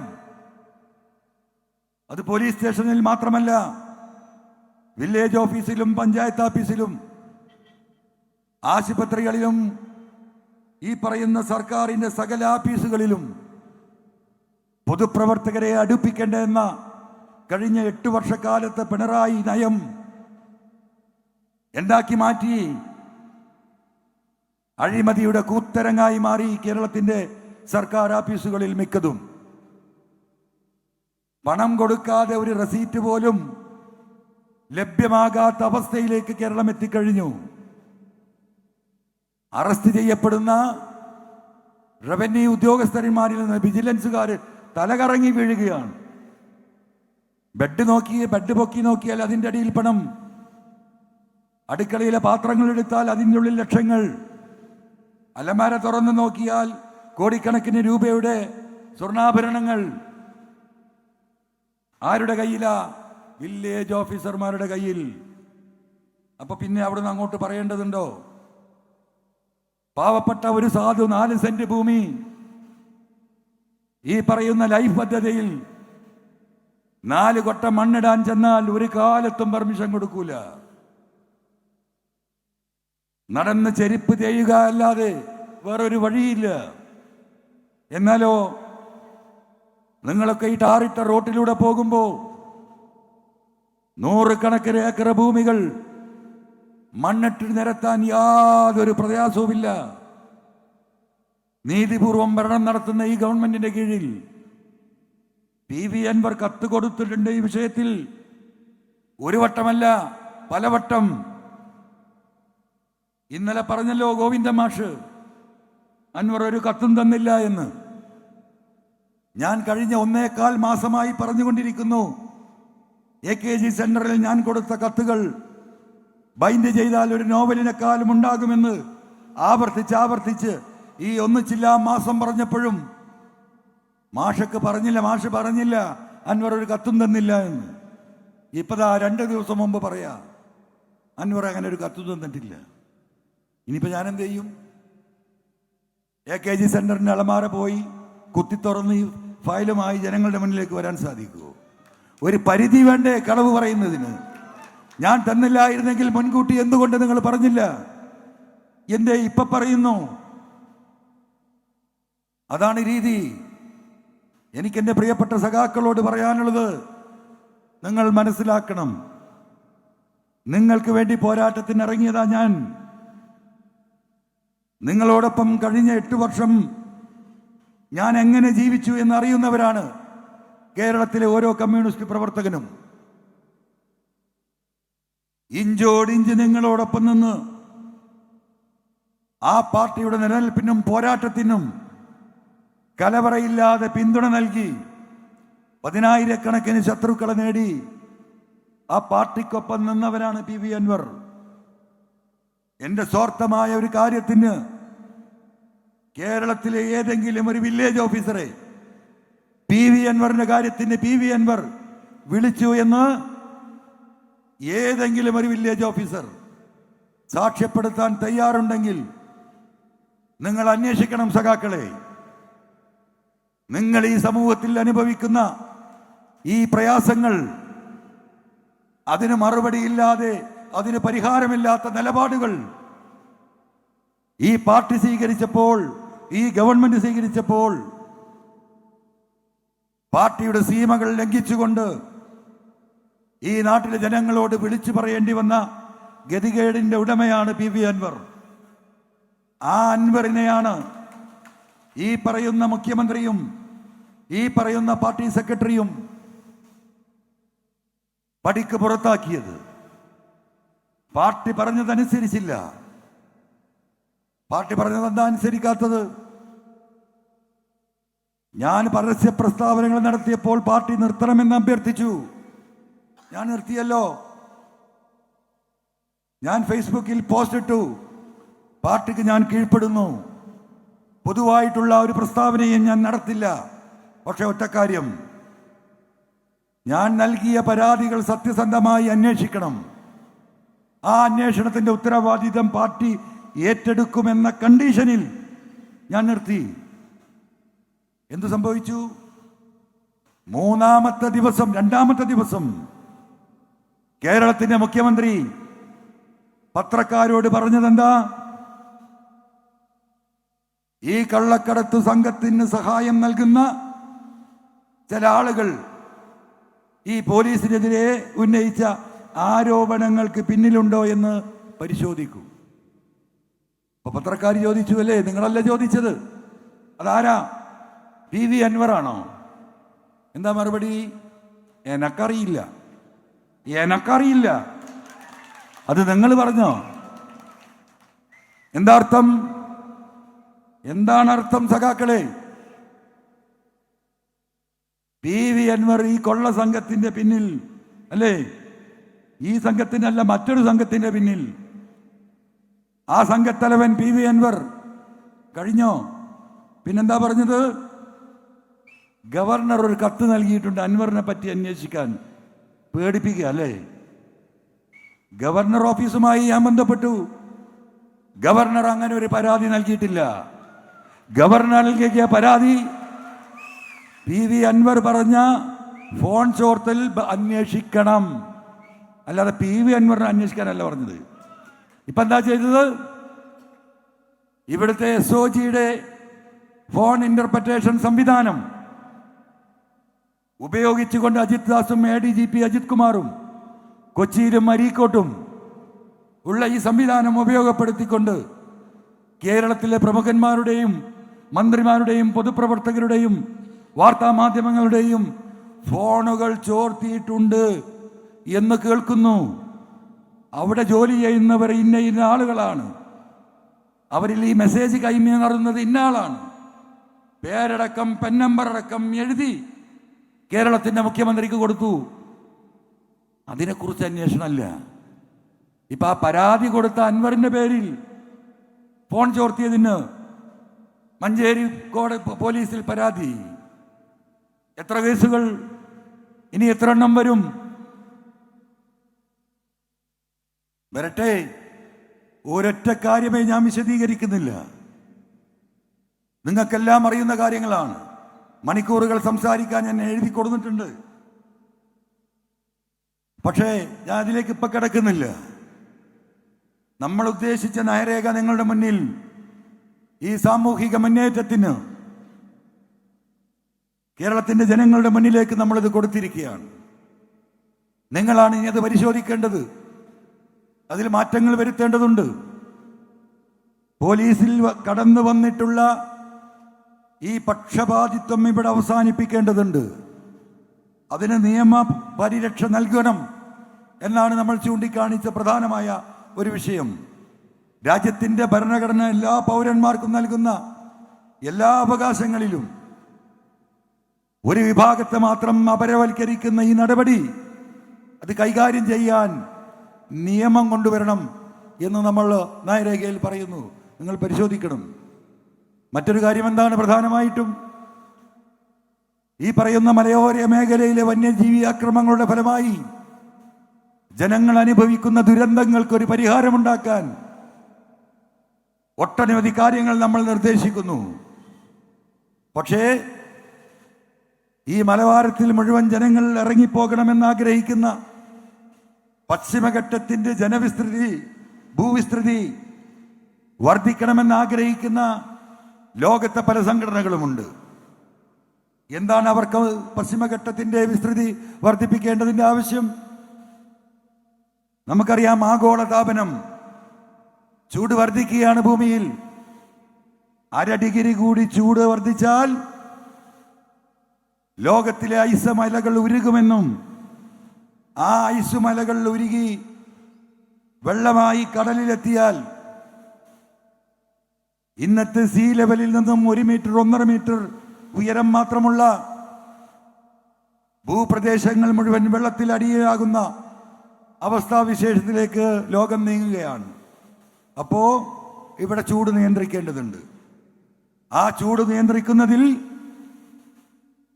വലിയ ഒരു പങ്ക് വഹിക്കുന്നു പശ്ചിമഘട്ടം. ആ പശ്ചിമഘട്ടത്തിലെ വനവിസ്തൃതി വർദ്ധിക്കേണ്ടതുണ്ട്. കൂടുതൽ ഓക്സിജൻ പ്രൊഡ്യൂസ് ചെയ്യേണ്ടതുണ്ട്. കാർബണിന്റെ അളവ് കുറക്കാൻ വനവൽക്കരണം മാത്രമാണ് അതിനുള്ള പരിഹാരം. അപ്പോൾ എന്താ വേണം? ഈ പശ്ചിമഘട്ടത്തിലുള്ള ജനവാസം കുറക്കണം, മനുഷ്യവാസം കുറയണം. ആരുടെ ആവശ്യം? ഞാൻ ഈ സൂചിപ്പിച്ച സീ ലെവലിൽ നിന്നും 1.5 മീറ്റർ മാത്രം ഉയരത്തിൽ നിൽക്കുന്ന, എന്തിനേറെ പറയുന്നു, നമ്മുടെ കോഴിക്കോട് അങ്ങാടി പോലും മുങ്ങും. തൊട്ടടുക്ക് കിടക്കുന്ന ലക്ഷദ്വീപ് മുങ്ങിപ്പോകും. നമ്മുടെ തൊട്ടടുത്ത് കിടക്കുന്ന മാലിദ്വീപ് വെള്ളത്തിനടിയിലാകും. അതിന്റെ പടിഞ്ഞാറ് കിടക്കുന്ന ശ്രീലങ്ക വെള്ളത്തിനടിയിലാകും. 1.5 മീറ്റർ വെള്ളം സീ ലെവലിൽ നിന്ന് പൊങ്ങിയാൽ അങ്ങനെ ലോകത്തിലെ വിവിധ രാജ്യങ്ങളുടെ അപകടാവസ്ഥയിലേക്ക് ഈ ഐസ് മലകളുടെ ഉരുക്കം പ്രശ്നങ്ങൾ ഉണ്ടാക്കുമ്പോൾ ഭൂവിസ്തൃതി വർദ്ധിപ്പിക്കാൻ ലോകത്തെ പല രാജ്യങ്ങളും കാർബൺ ഫണ്ട് നൽകുന്നു നമ്മുടെ രാജ്യത്തിന്. ആ ഫണ്ട് ഈ മലകളിൽ താമസിക്കുന്ന ഈ കാർഷിക കുടുംബങ്ങൾക്ക് നൽകി അവരുടെ ജീവിതം മെച്ചപ്പെടുത്തി കൂടുതൽ ഫോറസ്റ്റൈസേഷൻ നടത്തണമെന്ന നിബന്ധന കാറ്റിൽ പറത്തി ഇപ്പൊ എന്താ ചെയ്തുകൊണ്ടിരിക്കുന്നത്? ഇപ്പൊ ഒരു പദ്ധതി നടക്കുന്നുണ്ടല്ലോ. എത്ര ഭൂമി ഉണ്ടെങ്കിലും 15 ലക്ഷം കൊടുക്കും സർക്കാർ. നിലമ്പൂർ മണ്ഡലത്തിൽ നിന്ന് തന്നെ ഏകദേശം 70-ഓളം കുടുംബങ്ങൾ സറണ്ടർ ചെയ്തു അവരുടെ കൃഷിഭൂമി. ആർക്ക്? ഫോറസ്റ്റ് ഡിപ്പാർട്ട്മെന്റിന്. എന്തിനാ സറണ്ടർ ചെയ്തത്? വന്യമൃഗശല്യം താങ്ങാൻ കഴിയുന്നില്ല. ഞാൻ ശക്തമായി അതിനെ എതിർത്തു. ഈ കുടുംബങ്ങളുടെ മീറ്റിംഗ് വിളിച്ചു ചേർത്തു. നിങ്ങളിത് ചെയ്യരുത്. കാരണം അവർ ചെയ്താൽ എന്താ അപകടം? ഒരു മേഖലയിലുള്ള വീടുകൾ ഒഴിഞ്ഞു പോകുന്നതോടുകൂടി ആ പ്രദേശം പിന്നെ കാട് മൂടുകയാണ്. പിന്നെ അടുത്ത് കിടക്കുന്ന അടുത്ത മേഖലയിലേക്ക്, അടുത്ത വീട്ടിലേക്കായി വന്യമൃഗങ്ങളുടെ ആക്രമണം. അതുകൊണ്ട് നിങ്ങളത് ചെയ്യരുത്. പക്ഷേ നിവൃത്തികേട് കൊണ്ട് ആളുകൾ വിറ്റിറങ്ങുന്നു കിട്ടുന്ന പൈസക്ക്. എന്താ ഈ കാട്ടാനകൾ സ്വൈരവിഹാരം നടത്തുന്നു അങ്ങാടികളിൽ? എന്താ കാരണം? ആനക്ക് തിന്നാൻ കാട്ടിലൊന്നുമില്ല. ആനയുടെ ഇഷ്ടഭക്ഷണം എന്താ?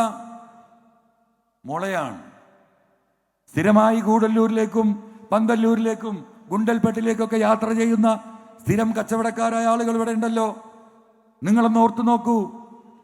ഒരു 5-6 വർഷം മുമ്പ് വരെ നിങ്ങൾ യാത്ര ചെയ്യുമ്പോൾ ഗൂഡല്ലൂർ തൊട്ട് ഗുണ്ടൽപേട്ട വരെ ഈ ഫോറസ്റ്റിൽ തിങ്ങി നിറഞ്ഞ് നിന്നിരുന്നത് മുളകളാണ്. ഒരൊറ്റ മുളയുടെ കുണ്ട നിങ്ങൾക്ക് കാണിച്ചു തരാൻ സാധിക്കുമോ? ഒറ്റൊന്ന്. എങ്ങനെയാണ് ഈ മുളകൾ ഒറ്റയടിക്ക് നശിച്ചു പോയത്? മലമ്പ്രദേശത്ത് വനമേഖലക്ക് താമസിക്കുന്ന ആളുകൾ പറയുന്നു, ഫോറസ്റ്റിലെ തന്നെ ഒരു വിഭാഗം ഇത് നശിപ്പിക്കാനുള്ള മരുന്ന് ഈ മുളക്ക് കീഴെ കൊണ്ടിടുന്നു. വിശ്വസിക്കാൻ കഴിയോ? ജുഡീഷ്യൽ അന്വേഷണം നടത്തേണ്ട കേസാണ്. നമുക്കൊന്ന് വിശന്നു പോട്ടെ. ഇപ്പൊ 1.5-2 മണിക്കൂർ 2.5 മണിക്കൂറായി നിങ്ങൾ നിൽക്കുന്നത്. ഒരു 2 മണിക്കൂറും കൂടി നിങ്ങളെവിടെ നിർത്തിയാൽ ഇറങ്ങി ഓടും നമ്മൾ ഭക്ഷണം കഴിക്കാൻ കിട്ടുന്ന ഹോട്ടലിലേക്ക്. കച്ചവടം പൂട്ടുന്നുണ്ടെങ്കിൽ ഒന്ന് നിർത്ത്, ഒരു 5 മിനിറ്റ് ഉള്ള ഒരു പൊറാട്ടെങ്കിലും കൊണ്ടാ എന്ന് പറയും അല്ലേ? അതാണ് വിശപ്പ്.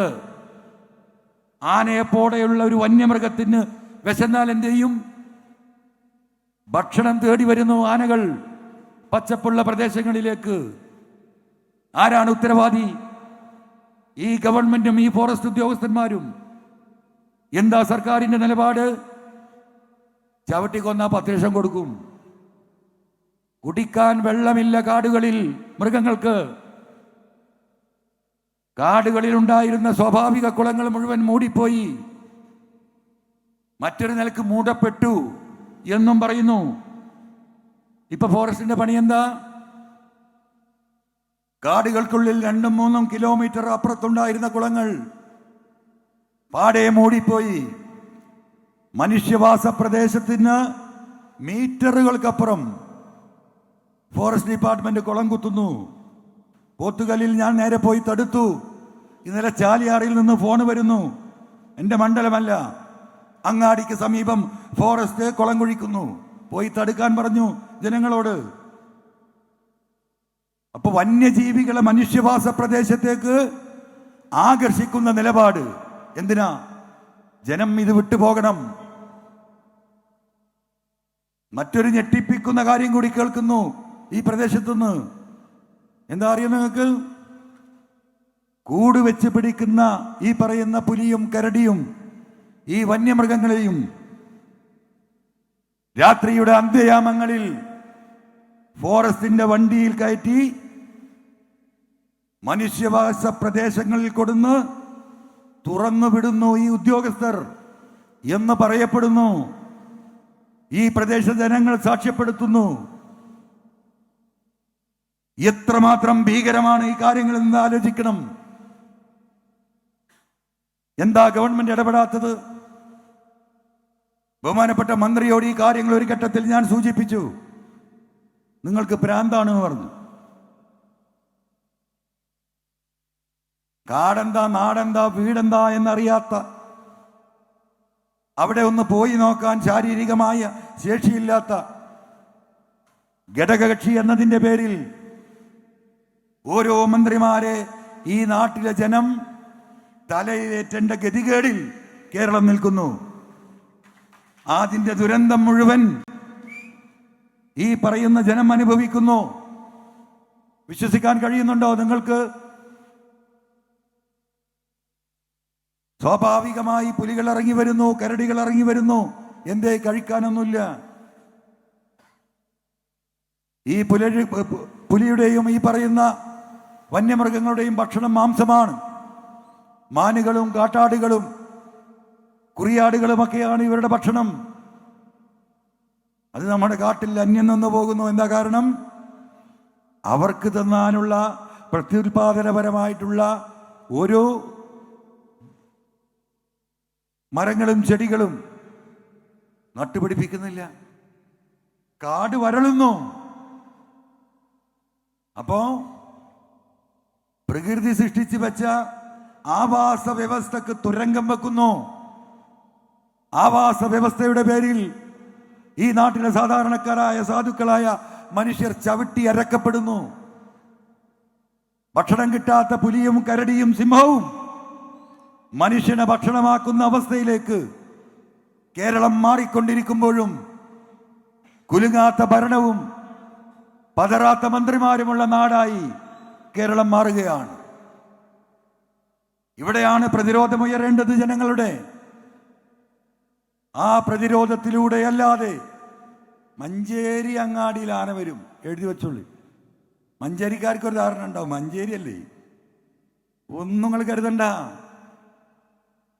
കോഴിക്കോട്ട് അങ്ങാടിയിലും മഞ്ചേരി അങ്ങാടിയിലും ആനയും പുലിയും ഇറങ്ങുന്ന കാലം അതിവിദൂരമാണെന്ന് ആരും തെറ്റിദ്ധരിക്കണ്ട. ഇത് നിയന്ത്രിക്കണ്ടേ? ഇതിനൊരു അറുതി വേണ്ടേ? ആ സമരം ഡെമോക്രാറ്റിക് മൂവ്മെന്റ് ഓഫ് കേരള, ഈ സോഷ്യൽ പ്രസ്ഥാനം ഏറ്റെടുക്കാൻ പോവുകയാണ്. മലയോര മേഖലയിലെ മുഴുവൻ ജനങ്ങളെയും സംഘടിപ്പിച്ചുകൊണ്ട് കക്ഷി രാഷ്ട്രീയത്തിന് അധീനമായി ഈ പൊളിറ്റിക്കൽ നെക്സസ് ഉണ്ടാക്കുന്ന ഈ കൊടും ഭീകരതക്കെതിരെ സാധാരണ ജനങ്ങളെ നമ്മൾ ഒരുമിപ്പിക്കും. പിന്നെ ജീവിതത്തിൽ ഏറ്റവും കൂടുതൽ ഈ പോലീസിന്റെയും മോട്ടോർ വെഹിക്കിളിന്റെയും അനീതിക്കിരയാകുന്നവരാരാ? ഇന്നെന്താണ് ഈ മഴ മുഴുവൻ പെയ്തപ്പോ ഈ മൈതാനവും പരിസരവും നിറഞ്ഞ് കവിയേണ്ട ഇന്നത്തെ യോഗത്തിൽ രാവിലെ തൊട്ടുള്ള മഴ, ഇവിടെ എത്തേണ്ടവർ മുഴുവൻ സാധുക്കളും പാവങ്ങളുമാണ്. അവർക്ക് വരാനുള്ള വാഹനം 2 വീലറാണ്. ഈ കൊടും മഴയിൽ ആ വാഹനം എടുത്ത് വരാൻ കഴിയാത്തവരാണ് മഹാഭൂരിപക്ഷവും. ഫോണുകളിൽ വന്ന മെസ്സേജുകൾ പരിശോധിച്ച് നോക്കിയാൽ നമുക്കത് കാണാൻ കഴിയും. ഇവിടെ ഇന്ന് വന്നതിൻ്റെ എത്രയോ ഇരട്ടി കേരളത്തിലെ മുഴുവൻ ചാനലുകളും ഉണ്ടല്ലോ. നിങ്ങൾക്ക് ഇന്നത്തെ നിങ്ങളുടെ റേറ്റ് പരിശോധിക്കുമ്പോൾ നിങ്ങൾക്ക് കാണാൻ കഴിയും ലക്ഷോപലക്ഷം ആളുകൾ കേരളത്തിന്റെ മുക്കിലും മൂലയിലും ഇന്ന് ഇത് വീക്ഷിക്കുകയാണ്. അപ്പോ ആ ഇരുചക്രവാഹനം ആരാ ഉപയോഗിക്കുന്നത്? ഈ നാട്ടിലെ സാധാരണക്കാർ, ഈ നാട്ടിലെ ഇടത്തരക്കാർ. സമ്പന്നരും ഉപയോഗിക്കുന്നുണ്ട്. രാവിലെ ചായ കുടിക്കാൻ പോകാൻ ഒരു സ്കൂട്ടിയൊക്കെ ഉണ്ടാകും. പക്ഷേ 99% ഇത് ഉപയോഗിക്കുന്നത് ഈ നാട്ടിലെ സാധാരണക്കാരും തൊഴിലാളികളുമാണ്. അവരാണ് ക്രൂരമായ ഈ പറയുന്ന പോലീസിന്റെയും MBAമാരുടെയും കൈകാട്ടലും നിർത്തലും ഫൈനടക്കലും. ഈ പറയുന്ന പോലീസ് ഉദ്യോഗസ്ഥന്മാർ നൽകുന്ന കൊട്ടേഷൻ, പോലീസ് സ്റ്റേഷന് കൊട്ടേഷൻ കൊടുക്കുന്നു ഉന്നത ഉദ്യോഗസ്ഥൻ, ഇത്ര ലക്ഷം രൂപ ഈ മാസം പിരിച്ചോളണം. ഈ നിൽക്കുന്ന പാവപ്പെട്ട പോലീസുകാരെന്ത് ചെയ്യും? അവർക്കത് നടപ്പിലാക്കുകയല്ലാതെ മറ്റു മാർഗമില്ല. ഈ നാട്ടിലെ വഴിയെ പോകുന്ന എല്ലാ വാഹന ഉടമകളുടെയും ചെറുകിടക്കാരുടെയും പ്രാക്ക് കേൾക്കാൻ വിധിക്കപ്പെട്ടവരാണ് ഇന്ന് കേരളത്തിലെ സാധാരണക്കാരായ പോലീസ് ഉദ്യോഗസ്ഥർ. അവർക്കൊരു നിവൃത്തിയില്ല. അവരെ തടഞ്ഞു നിർത്തുന്നു, അവരെടുത്തുനിന്ന് പണം വാങ്ങുന്നു. കോട്ട തികക്കാൻ 100 രൂപ ഫൈനടക്കേണ്ടത് 500ഉം 1000ഉം എഴുതി കൊടുത്ത് കുത്തിരി പിടിച്ച് പണം പിടിച്ചു പറിക്കുന്ന അവസ്ഥയിലേക്ക് കേരളത്തിന്റെ വഴിയോരങ്ങൾ മാറിക്കഴിഞ്ഞിരിക്കുന്നു. കേരളത്തിൽ അവർക്കായിട്ടൊരു സംരക്ഷണവും കേരളത്തിലില്ല. പക്ഷേ ഡെമോക്രാറ്റിക് മൂവ്മെന്റ് ഓഫ് കേരള ആ സാമൂഹിക ഉത്തരവാദിത്തം ഏറ്റെടുത്തുകൊണ്ട് കേരളത്തിലെ മുഴുവൻ ജില്ലകളിലും ഈ ഇരുചക്രവാഹനം ഉപയോഗിക്കുന്ന മുഴുവൻ ആളുകളുടെയും സംഘടന രൂപീകരിക്കാൻ പോവുകയാണ്. നിങ്ങൾക്കുള്ള പ്രൊട്ടക്ഷൻ ഒരുക്കാൻ ഈ അനീതിക്ക് ഇരയാകുന്നവർ മണിക്കൂറുകളോളം റോഡിന്റെ സൈഡിൽ നിങ്ങളെ തടഞ്ഞു നിർത്തി നിങ്ങളെ ഈ പറയുന്ന രീതിയിൽ ഭീഷണിപ്പെടുത്തുന്നതും അപഹസിക്കുന്നതും അനവധി തവണ കണ്ടിട്ടുള്ളവരാണ്. അതിന് വിധേയപ്പെട്ടവരാണ് നിങ്ങൾ നിൽക്കുന്നത്. നിസ്സഹായരായി ഈ മോട്ടോർ വെഹിക്കിൾ ഉദ്യോഗസ്ഥരുടെയും പോലീസിന്റെയും മുമ്പിൽ നിസ്സഹായരായി ആ ഏമാന്മാർക്ക് തൊഴുകൈയോടെ നിൽക്കുന്ന കേരളത്തിലെ ആ നേർക്കാഴ്ച ഇന്ന് ഈ ജനാധിപത്യ മതേതര വിശ്വാസികളെ സംബന്ധിച്ച് അതൊരു വെല്ലുവിളിയായി ഡെമോക്രാറ്റിക് മൂവ്മെന്റ് ഓഫ് കേരള ഏറ്റെടുക്കാൻ പോവുകയാണ്. പോലീസ് പരിശോധിക്കുമ്പോൾ നിങ്ങൾക്ക് കാണാൻ കഴിയും ആരാ തടഞ്ഞു നിർത്തുന്നത്. വലിയ വണ്ടികൾ എങ്ങനെ കടന്നു പോകുന്നുണ്ടാകും. ഒരു വണ്ടിക്കും കൈ കാണിക്കില്ല. ഗ്ലാസ് മുഴുവൻ ലോക്ക് ചെയ്ത് ശീതീകരിച്ച വണ്ടിയിൽ സമ്പന്നർ ഒന്നൊന്നായി കടന്നു പോകുമ്പോൾ ഒരു തടസ്സവും കേരളത്തിൽ എവിടെയുമില്ല. എവിടെയാ തടസ്സം? ഇവന്റെ ഉള്ളവനിൽ നിന്ന് വാങ്ങേണ്ടത് ഇല്ലാത്തവനിൽ നിന്ന് പിടുങ്ങുന്ന ഇതിന്റെ പേര് കമ്മ്യൂണിസം അല്ല, ഇതിന്റെ പേര് പിടിച്ചു പറിയാണ്. പച്ച മലയാളത്തിൽ പറഞ്ഞാൽ ആ പഠിച്ചു പറി കേരളത്തിൽ അവസാനിപ്പിക്കേണ്ടതുണ്ട്. ഒരു കമ്മ്യൂണിസ്റ്റ് മന്ത്രിസഭയല്ല ഇതിന് നേതൃത്വം നൽകേണ്ടത്.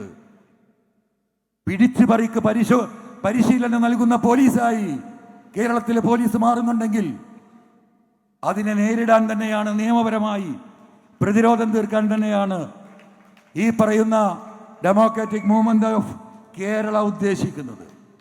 ആ രീതിയിൽ സമൂഹത്തിന്റെ താഴേക്കിടയിൽ പ്രയാസം അനുഭവിക്കുന്നവർ, നമ്മൾ ഇന്ന് ഈ നയരേഖയിൽ പ്രത്യേകം എടുത്തു പറഞ്ഞത് ആരെ കുറിച്ച? ഈ അങ്ങാടിയുടെ വഴിയോരങ്ങളിൽ രാവിലെ ഉദിക്കുന്ന സൂര്യൻ വൈകുന്നേരം 7 മണിക്ക് അസ്തമിക്കുന്നത് വരെ ആ സൂര്യപ്രകാശത്തിന്റെ കൊടുംചൂടിൽ ഒരു റക്സിന്റെ മാത്രം തണലുള്ള ജീവിതത്തിന്റെ രണ്ടറ്റം മുട്ടിക്കാൻ പ്രയാസപ്പെടുന്ന ഓട്ടോറിക്ഷ ടാക്സി തൊഴിലാളികൾക്ക് നിയമം കൊണ്ടുവന്ന് അവർ ഈ വാഹനങ്ങൾ നിർത്തുന്നിടത്ത് ഷെൽട്ടറുകൾ പണിതു കൊടുക്കാൻ കേരളത്തിലെ തദ്ദേശ സ്വയംഭരണ വകുപ്പിന് നിർദ്ദേശം നൽകുന്ന നിയമമുണ്ടാക്കാൻ ഉള്ള പോരാട്ടമാണ് നമ്മൾ നടത്താൻ പോകുന്നത്. അവിടെയാണ് നമ്മൾ നിൽക്കുന്നത്. ഈ 2 വീലേഴ്സ് കഴിഞ്ഞാൽ പിന്നെ ഈ പറയുന്ന അധികാരികൾ മെക്കിട്ട് കയറുന്ന താരമില്ല. ഈ പറയുന്ന ഓട്ടോറിക്ഷ തൊഴിലാളികൾ വൈകുന്നേരം വരെ ഓടി 1000 രൂപ കിട്ടിയാൽ 500 രൂപക്ക് പെട്രോൾ അടിച്ച് 200 രൂപ വണ്ടിയുടെ പലിശയിലേക്ക് കെട്ടി 300 രൂപയുമായി വീട്ടിലേക്ക് പോയി ആ കുടുംബത്തിന്റെ പട്ടിണി മാറ്റാൻ, വീട്ടിൽ കിടക്കുന്ന കുഞ്ഞിന് ഒരു ബിസ്ക്കറ്റ് വാങ്ങി വീട്ടിലേക്ക് പോകാൻ ആഗ്രഹിച്ചു നിൽക്കുന്ന ഒരു മോട്ടോർ തൊഴിലാളിയെ വീട്ടിലേക്ക് പോകുന്ന വഴിയിൽ പിടിച്ചു നിർത്തി അവന്റെ പോക്കറ്റിൽ നിന്ന് ആ 200 അടിച്ചു മാറ്റുന്ന ആ സംവിധാനം, ആ സംസ്കാരം കേരളത്തിൽ ഇനി ജനങ്ങൾ ചോദിക്കുമെന്ന ഉത്തരവാദിത്ത ബോധത്തോടു കൂടി ജനങ്ങളുടെ മുന്നിൽ നിർത്തി ആ രീതിയിലേക്ക് പോവുകയാണ്. നീതി എല്ലാവർക്കും സമമാകണം. നീതിക്ക് പാരാമീറ്ററുകൾ നിശ്ചയിക്കാൻ രാജ്യത്തിന്റെ ഭരണഘടന അനുവദിക്കുന്നില്ല. ആ അനീതിയാണ് ഈ പാരാമീറ്ററുകൾ. അതിനെതിരെയുള്ള പോരാട്ടം നമ്മൾ തുടരും. അതുകൊണ്ട് പ്രിയമുള്ളവരെ, ഞാൻ അവസാനിപ്പിക്കുകയാണ്. നമ്മൾ ഇന്നിവിടെ പ്രഖ്യാപിക്കുന്നത് ഈ ജനകീയ ജനാധിപത്യത്തിൽ ഒരു സോഷ്യലിസ്റ്റ് ആശയത്തോടു കൂടിയുള്ള ഒരു സോഷ്യൽ മൂവ്മെന്റ് ആണ്. ഇതൊരു പൊളിറ്റിക്കൽ പാർട്ടിയേ അല്ല.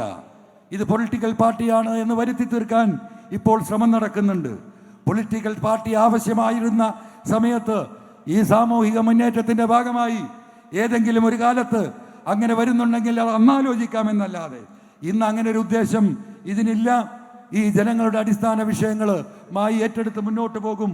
ഒറ്റ കാര്യമേ, ഈ കള്ളക്കേസുകൾ ഈ നാടിന്റെ നാനാഭാഗങ്ങളിലും PV അൻവറിന് നൽകി PV അൻവറിന് ജയിലിലടക്കാൻ, PV അൻവറിനെ ഇല്ലായ്മ ചെയ്യാനുമാണ് എതിരാളികളുടെ തീരുമാനമെങ്കിൽ പ്രിയപ്പെട്ട എതിരാളികളോട് ഒന്നേ പറയാനുള്ളൂ: നിങ്ങളുടെ മുന്നിൽ മുട്ടുമടക്കാൻ പുത്തൻ വീട്ടിൽ ഷൗക്കത്തലിയുടെ മകൻ PV അൻവർ തീരുമാനിച്ചിട്ടില്ല.